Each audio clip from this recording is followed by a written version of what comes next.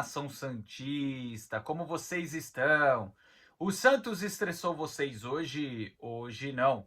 Meu nome é Gabriel Zupo, do canal Sincero Santos. Não se esqueça de se inscrever no canal, curtir e compartilhar o vídeo e ativar o sininho. E para você que tem Instagram, seguir a página do canal, Sincero Santos. Bom, galera, hoje eu venho falar de uma tal SAF secreta, reunião para SAF, e também venho falar sobre a política do clube. Eu sei que são assuntos um pouco chatos, mas necessários para quem gosta de saber do dia a dia do clube. E sobre SAF é um assunto que eu não curto tanto falar, tanto SAF como Arena. São dois assuntos que vai e volta, dois assuntos que um dia vai, no outro dia ninguém fala mais nada, é reunião marcada para falar de outra reunião. Então, assim, são assuntos que geralmente eu não gosto muito de falar, mas pela situação acho bom a gente esclarecer alguns pontos, né? E eu vou começar a falar nessa questão da SAF porque, segundo o Anderson Laria, lá do Aliado Santista, na sexta-feira, né? Ele trouxe de forma exclusiva essa mensagem que está rodando em grupo de WhatsApp do Santos, dos conselheiros, que vai ter uma reunião informal secreta, né? A real é que, assim, o que ficou estranho é o fato dessa mensagem estar escrito: ó, não pode entrar com o celular, na hora que chegar vai colocar o celular numa gaveta, numa sacola, ou qualquer outro tipo de coisa, né? Mas enfim, a intenção é que não vaze nada dessa reunião. Aí começa uma especulação dali, outra daqui. Então, galera, qual que é a real dessa reunião? Qual que é a verdade dessa reunião? Tem uma SAF rolando? Pode virar SAF? Então, como eu falei, o problema que a gente tem que analisar de tudo isso é o fato de ninguém poder usar o celular, das reuniões não serem mais transmitidas para o sócio. Era uma coisa que o sócio tinha direito e, na minha opinião, tinha que voltar, porque o sócio é a pessoa que vai votar no término do mandato se continua com o mesmo presidente ou se troca. E eu acho que ele merecia a transparência 100%. E a partir do momento, isso fica até um recado para o CG, para o presidente, para os conselheiros. A partir do momento que você fala que não pode celular, que é uma tal reunião secreta, informal, que seja, você começa a colocar pulga na orelha das pessoas. Pô, será que é SAF? Será que vão mudar o estatuto? Isso porque vocês não devem lembrar. O estatuto do Santos ele não permitia nada relacionado a SAF. Porém, durante o mandato do Rueda, ele fez essa troca dos 49%. E para isso acontecer, o sócio tem que ir lá e aprovar, logo depois da votação de conselheiro. Gabriel, então por que aprovou naquela época? Simples. Naquele momento, o Santos, a gestão anterior, mudou 57 a 60 artigos. Eu não lembro o número exato, tá? Mas assim, dentro desses 57 artigos, entrou na mídia apenas 4. Que eram 4 artigos que qualquer sócio, qualquer torcedor votaria a favor, como a SAF, se caso as contas fossem reprovadas, poderia ser motivo de impeachment, questão de gestão temerária ser também um motivo de impeachment. Então, assim, o Santos naquela época, não o Santos, mas quem comandava o Santos, deixou exposto artigos que todo torcedor votaria sim. E quem foi na empolgação, quem foi na emoção, votou sim. Agora, quem acabou vendo todos os detalhes, todos os 60 artigos, votou não. Então, galera, eu acho que aí é uma culpa da atual gestão de manter isso fechado. Ó, o que eu posso falar sobre a reunião é que realmente vai pessoas lá para falar sobre SAF. Realmente vai ter uma palestra, uma explicação de como vai funcionar uma SAF para os conselheiros. Assim, não dá para cravar nesse momento se vai ter uma votação dos conselheiros sobre uma mudança de estatuto, sobre SAF ou não.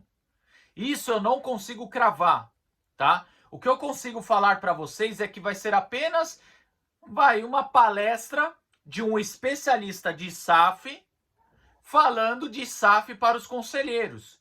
Então, assim, o que eu quero passar para vocês, não se iludam que, tipo assim, na quarta-feira vai dar um andamento de um processo de SAF perto de fechar, perto do voto dos sócios. E também não quero te decepcionar falando que não existe essa possibilidade. Aqui, o meu papel é te entregar a verdade. Eu poderia vir aqui falar que é o Kia que vai investir no Santos, como ele investiu no rival de Itaquera, e cá entre nós, eu não quero esse cara aqui não, tá? Em 2005, o rival de Itaquera fez um baita ano, só que 2 anos depois, caiu, muito por conta que ele abandonou. Aí aparece o dono do Chelsea, outras empresas. Eu vou ser muito honesto. Eu sou a favor da SAF, mas eu gostaria de uma SAF que nem a do Cruzeiro hoje, que é um cara que é bilionário, cruzeirense, que cuida apenas do Cruzeiro. Eu gostaria de um cara santista, fanático e bilionário, que só cuidasse do Santos. Eu não gostaria muito do Chelsea, não. Aí você vai falar, pô, Gabriel, mas o Chelsea tem grana, tem investidor, por que você não gostaria? Simples, porque o grupo que investe no Chelsea, qual seria a prioridade dele? O Estrasburgo da França, o Chelsea da Inglaterra ou o Santos aqui no Brasil? Pode até dar certo, mas entenda que sempre a prioridade vai ser outro clube. Entende? Então eu gostaria que fosse um cara que fosse dono do Santos e que fosse santista. E sobre a reunião, como eu falei, dá para eu passar para vocês com toda a certeza do mundo que apenas vai ser uma pessoa lá, especialista sobre o assunto, explicando sobre SAF, como vai funcionar, quantos por cento a SAF pode comprar, se vender tantos por cento, como ela vai funcionar. Então, até esse ponto eu posso te afirmar que vai acontecer. Agora, o que eu não posso afirmar é se vai ter votação ou não para dar andamento a esse processo. Ok, galera? E tá aí minha opinião. Foi já especulado, como eu falei, o Kia, grupo do Chelsea, dentre outras empresas. Mas ainda tudo no campo da especulação, né? Falaram até do grupo do Qatar, a QSI, ser também um interessado. Vamos aguardar, gente. Eu sei que é o sonho de muitos virar SAF. Inclusive eu defendo, repito, eu defendo, tá? Mas eu preferia um dono que fosse dono apenas do Santos. Não de vários clubes como é o Textor, como é outras empresas por aí. Beleza? Bom, galera, mudando um pouco de assunto, as eleições começaram, né? Além da gente ver alguns assuntos do Marcelo Teixeira, já pensando em uma possível reeleição, até colocar o filho dele, talvez, né? Eu estou trabalhando no campo da especulação. Tem um podcast do Santos que se chama Esporte Fantástico, do meu amigo Guga Almeida, junto com o Mimi, lá do Varanda, e o Edinho Gamito. E também tem o Danilo Afonso, né, que participa. Galera, o que acontece? Nesse podcast, eu vou colocar o vídeo aqui, onde o Marino assume, junto com o Maruca, que ano que vem vão entrar em uma chapa única. E talvez Ivan Ludovici, que foi vice do Agostinho, também vai participar dessa chapa. Então, basicamente, daqueles 5 concorrentes que estavam ali pela presidência, o Teixeira, Vladimir, o Marino, Agostinho e Maruca, parece que 3 ou 4 vão se juntar. Né? Vou deixar aqui o vídeo rolando agora para vocês escutem da voz dos ex-candidatos ou futuros candidatos. E assim, como é que vocês esperam ganhar essa eleição, trazer o Santos de volta pra gente e derrubar essa turma do poder? Direto e reto, Guga. Vamos ser efetivo, tá? Eu vou falar por quem tá na mesa, porque um olha pro outro e confirma. Eu e Maruca estamos juntos, fechado. Eu e Maruca estamos fechados. Tem mais algum? Tem mais gente junto. Já conversamos no mesmo grupo. O Ivan, tá? O Ivan Ludovici, que foi o vice do Eu acho Agostinho. um cara muito preparado, cara. É um cara preparado.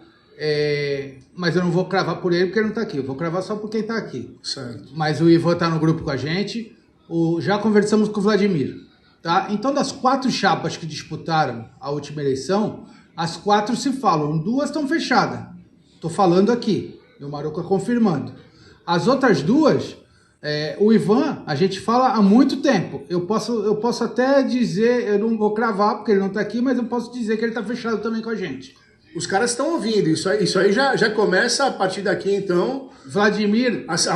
Tem que ter preparo, eles estão se preparando. Sim, Vladimir. Então tá aí. Antes de eu continuar, só agradecer o Guga Almeida por ter me liberado de utilizar o conteúdo dele aqui, né? Quem puder, de segunda a sexta, lives às 4 horas da tarde e na sexta-feira que acontece esse podcast às 8 horas da noite. Mas enfim, galera, eu vou falar sobre o tal chapão que tá aparecendo. Ó, falar nessa questão do Marcelo Teixeira, se ele tem que ficar ou não, vai de cada um. Eu repito o que eu sempre falei para vocês aqui no canal. Tirar o Teixeira tem que ser alguém que tenha peito para bater de frente e que tenha uma força política quase igual. Olha, de verdade eu não acredito que um chapão vai acontecer e tirar o Teixeira do poder. Ou o Marcelinho, que seja. Gabriel, por que você não acredita nisso? Fica até um recado aí pro Marino, Maruca. Não tenho nada contra a pessoa de vocês. Não conheço, tá? O que eu queria falar para vocês o Pérez fez esse chapão meio que para ser da oposição. Assim que ele assumiu, já rompeu com o rolo. É só lembrar do que aconteceu, né? Que o Pérez entrou dessa forma. A gente tem que lembrar que o Rueda entrou dessa forma. E assim que o Rueda assumiu, cada pessoa que apoiou ele na eleição, uma a uma, foram saindo do CG, saindo desse apoio. E virou uma briga de ego lá dentro, prejudicando quem? Torcedores e instituição. Eu, Gabriel, não gosto dessa questão de vamos nos unir para tirar o Teixeira. Será que é apenas esse o interesse de vocês? Eu estou fazendo apenas uma pergunta. Porque assim, vamos lá. O Ludovici, que concorreu a presidente do Santos, na real ele foi o vice do Agostinho, como eu falei, junto com o Marino, junto com o Maruca. Será que depois que eles definirem quem seria o presidente e quem seria o vice, será que eles aceitariam um não de quem ficaria acima no poder? Vou dar um exemplo aqui. Marino é presidente, Maruca vice. O Maruca dá uma ideia. Marino, vamos fazer de tal forma. Aí o Marino, não.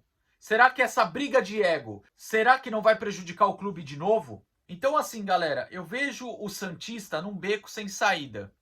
Porque você tem o Teixeira, que tem uma gestão que deixa o torcedor decepcionado. E você tem um chapão, que é o trauma do santista. E aí a gente começa a rezar por uma terceira via competente com força política. Essa é a real. E eu acho que a gente tem que começar a rezar isso hoje. Bom, gente, o vídeo é esse aí. Concorda ou discorda de mim com educação? Comente aí abaixo. Tamo junto, até a próxima e sempre Santos.